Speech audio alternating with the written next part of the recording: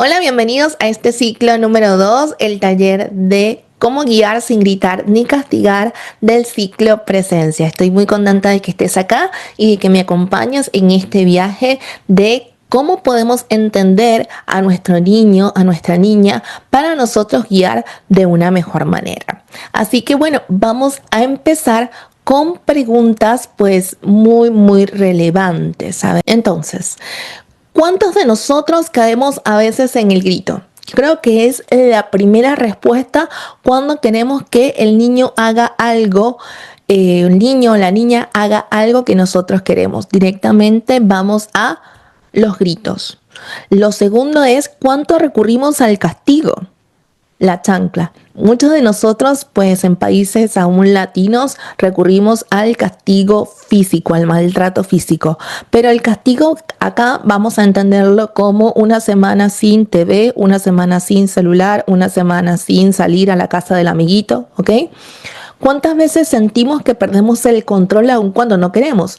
Este tipo de situaciones son muy estresantes y realmente pues nos lleva a perder el control de nuestra zona de calma, si es que la tenemos. Ok, pero primero que nada quiero que no te sientas culpable porque no estás solo. No estás solo, son muchos padres en muchas familias que estamos con este tipo de situaciones, ¿no? Y sobre todo porque estamos viviendo en un mundo muy acelerado, no estamos frente a los mismos niños y niñas de antes o como éramos nosotros de niños. También lo más importante que entiendas es que nosotros no tenemos referencia alguna de cómo guiar de buena forma si nosotros no tuvimos padres y no tuvimos una buena guía. Entonces, si tú no vienes de un hogar donde realmente esa guía pues fue de amor, de comprensión, de ir a acompañarte cada vez, pues probablemente actualmente con tus hijos estés buscando herramientas y es mucho. Quiero felicitarte porque el hecho de que estés acá pues tiene mucho valor.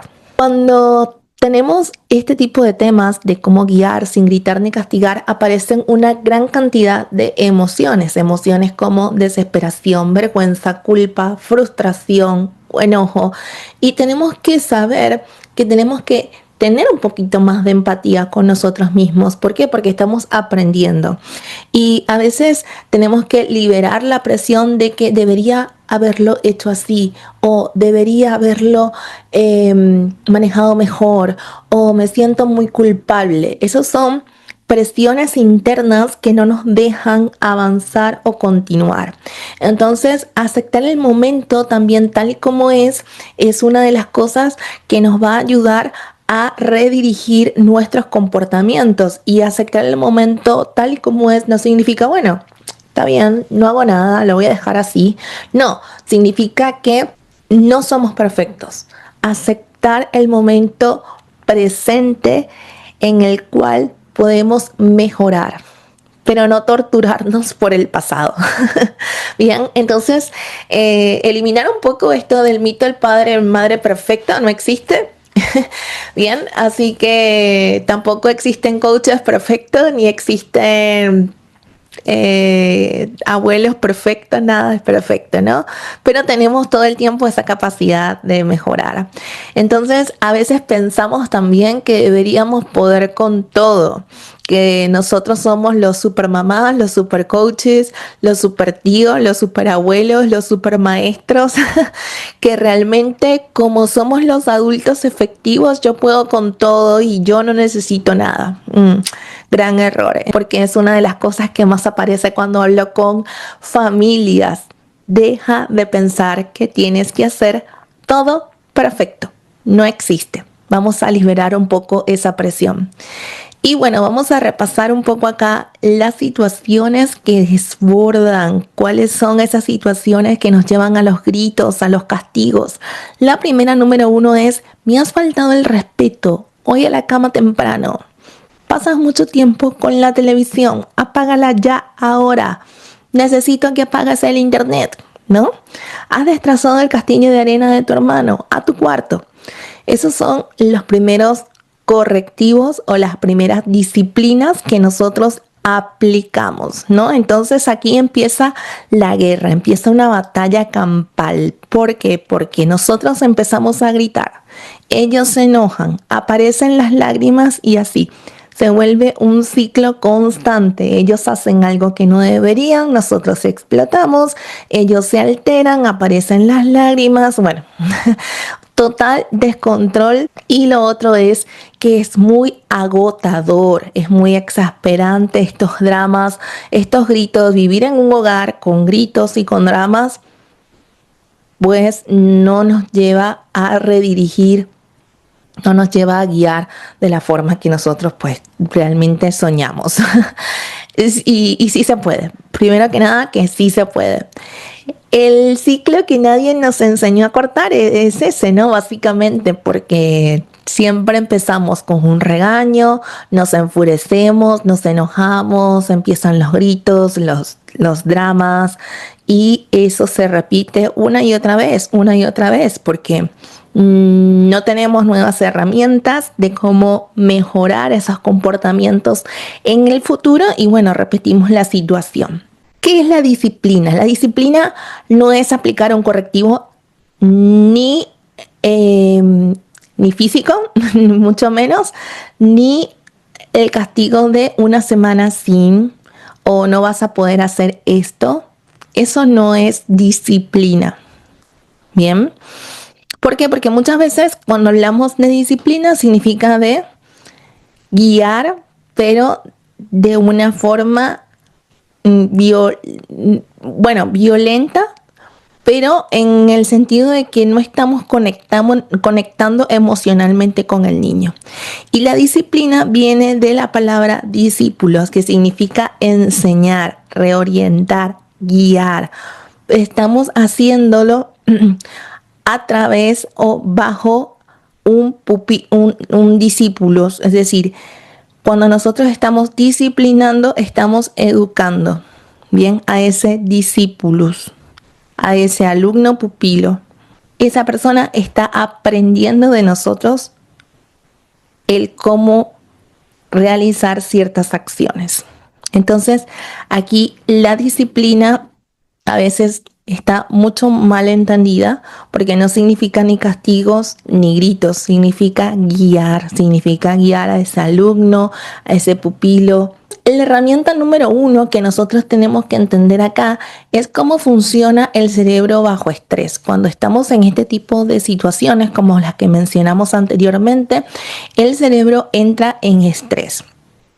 Y por muchos años hemos entendido que es la mejor forma de guiar, cuando en realidad un cerebro en supervivencia no puede entender esta instrucción como la estamos nosotros dando. La va a entender, pero a través del temor. Por ejemplo, ¿has escuchado la frase de letra con sangre entra? Entonces, no es que no vaya a aprender a leer como lo que es esta frase diga, sino que aprende a leer a través del temor. Entonces, a lo largo de su vida, aprende a que debe cumplir ciertas cosas a través de el temor. Y cuando uno aprende a través del temor, y esto lo digo por experiencia, yo vengo de un hogar en donde mi papá no, pero mi mamá sí, tenía este tipo de disciplinas en donde yo tenía que hacer algo, ella gritaba y yo funcionaba, cumplía esa orden, cumplía lo que ella me decía, pero a través del temor. Y de hecho yo temblaba, yo me acuerdo que yo temblaba porque le tenía miedo. Llegó un momento a tenerle miedo. Entonces, esta herramienta número 1 es entender cómo funciona el cerebro del niño bajo estrés. Cuando nosotros gritamos fuertemente, ¿qué está sucediendo? El cerebro desarrolla y procesa la información de abajo hacia arriba. Quiere decir Ya vamos a ver un dibujo para que entiendas cómo es esto de abajo hacia arriba, pero ataca a nuestro cerebro más antiguo, a nuestro cerebro reptiliano. Y acá lo que funciona primero es el cuerpo. El cuerpo reacciona. Por ejemplo, cuando estamos nosotros viendo una película o estamos concentrados y llega alguien de repente, ¿qué hacemos nosotros? Nos asusta, temblamos un poquito y decimos, eres tú, me asustaste, ¿no? Bueno, ese es el cerebro. Primero reacciona el cuerpo y luego aparece la emoción. Y recién después llega el pensamiento. Nosotros no podemos conectar de una buena manera o no podemos conectar de la forma que nosotros queremos conectar o queremos guiar al niño en un cerebro que está bajo estrés. Entonces, muchas veces creemos que primero pensamos y después reaccionamos. No es así, a menos que lo hagamos de forma consciente, es decir, bueno, yo ahora que estoy aprendiendo estas herramientas, puedo guiar de forma consciente y puedo decir, puedo llevar a esa persona primero a pensar y luego después a reaccionar totalmente, pero no es lo que sucede. Bien, entonces, en realidad, cuando hay estrés, el cuerpo se adelanta al pensamiento y percibe amenaza. Es un cerebro que está todo el tiempo en amenaza, está bajo estrés. Entonces, tú dices, bueno, yo grito y igual el niño hace las cosas, sí, pero lo está haciendo bajo un cerebro en amenaza. Y déjame decirte que eso se mantiene a lo largo de la vida. Y a lo largo de la vida, quitarse el aprender a través de una amenaza es muy doloroso. Porque yo pasé por ahí. Entonces, reconocer, la herramienta número 2 es reconocer los 3 estados del cerebro. Hay 3 estados, como ya aprendimos. El primero es el estado de la supervivencia. ¿Y cómo reacciona allí la persona que está bajo estrés? Bueno, con lucha, con huida, con complacencia, congelamiento. ¿Bien? Y la complacencia es entendida, por ejemplo, cuando viene un ladrón y nos dice, dame todo lo que tienes porque si no te mato. Esa es complacencia, ¿no? Lo hacemos directamente, entregamos algo sin nuestro consentimiento simplemente para que ocurra una situación deseada. El estado emocional es donde aparecen las culpas, los insultos, los gritos, el no me importa, nunca me dejas, eres mal papá, eres mala mamá, ¿bien? Y el estado ejecutivo es el estado ideal, donde podemos enseñar, guiar, poner límites y ayudar a tomar mejores decisiones. Entonces, ¿cómo yo paso de un estado de supervivencia a un estado ejecutivo? Esa es la gran pregunta del año. Entonces, bueno, ya sabemos que un cerebro bajo estrés, pues no aprende. Un cerebro bajo estrés aprende. Puede que sí, pero bajo amenaza. Entonces, en el estado emocional, ¿qué necesita? O sea, ¿qué necesita cuando el cerebro está ahí bajo estrés constante? ¿Qué necesita? Sentirse seguro. Estás a salvo. Eso es lo único que necesita el cerebro cuando pues siente que está en un estado de supervivencia. Estás a salvo, estás seguro. Una vez que nosotros pasamos de ese estado, entramos en el estado pues emocional, donde hay esto de las culpas, los insultos, los gritos, eres mala, eres la peor. Bien, y aquí hay una parte muy importante. No te lo tomes personal. No te tomes personal el hecho de que te diga, eres el peor papá que he conocido, la peor mamá, usted es mala profesora. No te lo tomes personal porque estamos trabajando con cerebros en desarrollo. Y el estado emocional, lo que necesita un estado así es conexión. Es estoy acá. Yo voy a estar acá. Necesita una conexión emocional. Ya le dimos seguridad, necesita ahora, pues, conexión. Y es muy difícil entender que cuando hay disculpas, insultos o gritos, necesita conexión. Porque es difícil, ¿no? Entonces, necesita conexión, comprensión y pertenencia. Entonces, aquí no podemos corregir ni en el estado de supervivencia ni en el estado emocional, porque tú me dices, bueno, entonces la disciplina significa no hacer nada. No, no, no, no. Significa que tenemos que corregir y tenemos que guiar en el estado adecuado del cerebro, porque de que necesitan guía y necesitan corrección, necesitan. Pero no lo puedo hacer en un estado de supervivencia, no lo puedo hacer en un estado emocional, donde necesitan conexión, comprensión y pertenencia, donde todo lo que me digan no me lo puedo tomar personal porque estoy trabajando con cerebros en desarrollo y esto es muy difícil de aceptar, pero es así. Y cuando está en un estado de calma, ¿verdad? En un estado ejecutivo, aquí es cuando nosotros podemos enseñar, guiar, poner límites y ayudar a mejorar, a tomar mejores decisiones. Los niños necesitan practicar habilidades que están relacionadas con la fase ejecutiva, pero los niños pues no van a subir a un estado ejecutivo así por así. Necesitan que nosotros primero estemos regulados.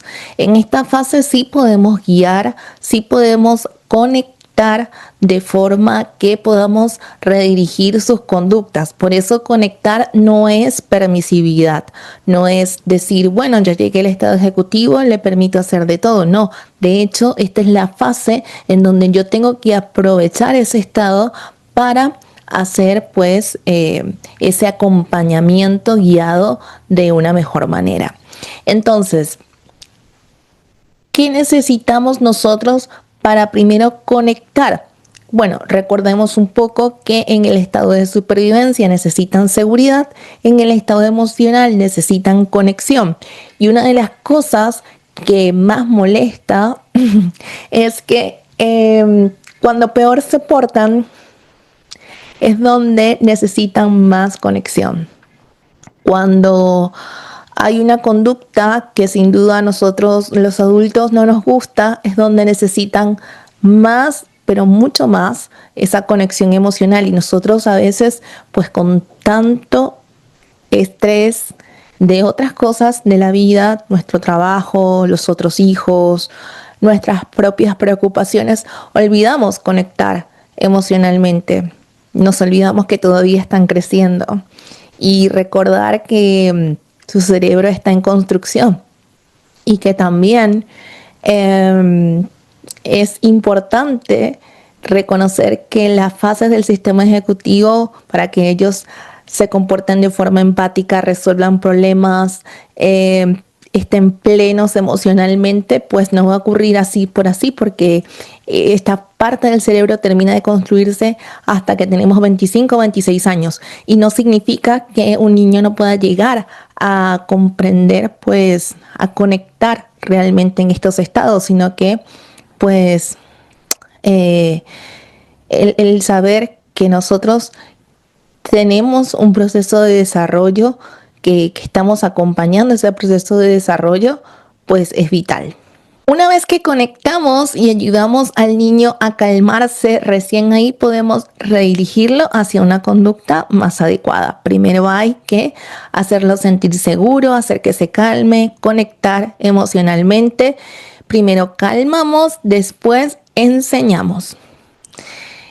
No tengo tiempo para todo esto, tengo demás hijos, uno va a piano, otro va a voleibol, la otra va a tenis, también tengo mis propias preocupaciones, tengo mi trabajo.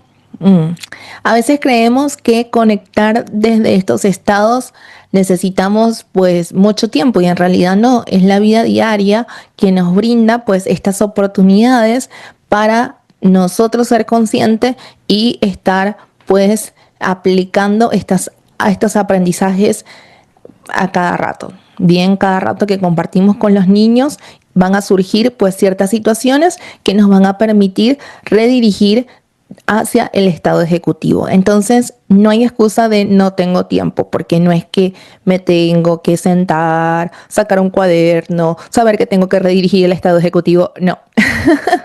Bien. Son situaciones diarias que nos conducen a llevar esta práctica. Y lo otro es gritar parece más rápido. ¿Verdad que sí? Porque tenemos que regularnos a nosotros y eso es lo que más cuesta.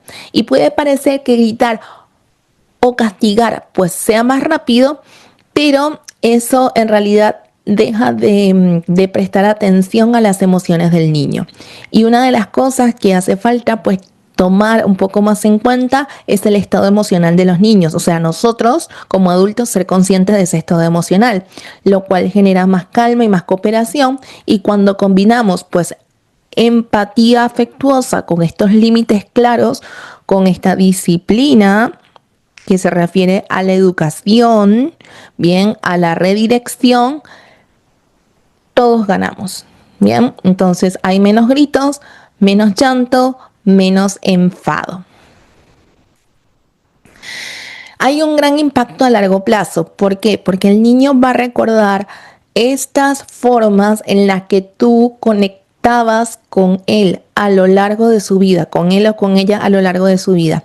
No va a recordar que le gritabas, no va a recordar que le pegabas, no va a recordar que le castigabas, sino que conectabas y que lo acompañabas. Y ese es uno de los mejores recuerdos y más lindos que puede tener un niño en su vida adulta, porque no solamente pues le va a permitir ejecutar otras áreas de su vida de forma plena, sino que, bueno, si tiene hijos lo va a poder aplicar de la misma manera. Y también es muy importante esto, que no vamos a dejar traumas, bien, porque esto de los castigos, de los gritos, se quedan en el cerebro por muchos años, se quedan por muchísimo tiempo. A mí me ha costado realmente establecer una conexión con mi mamá después de que había gritos, había peleas, había enfados, había un poco de violencia física también. Entonces, piensa en que el tiempo que estás invirtiendo el día de hoy va a ser fructífero para el mañana, aunque hoy estemos luchando la batalla. ¿Ok? Así que bueno, cuanto más conectamos y redirigimos, menos enfrentamientos hay, más aprendizaje aparece y más fuerte se vuelve la relación.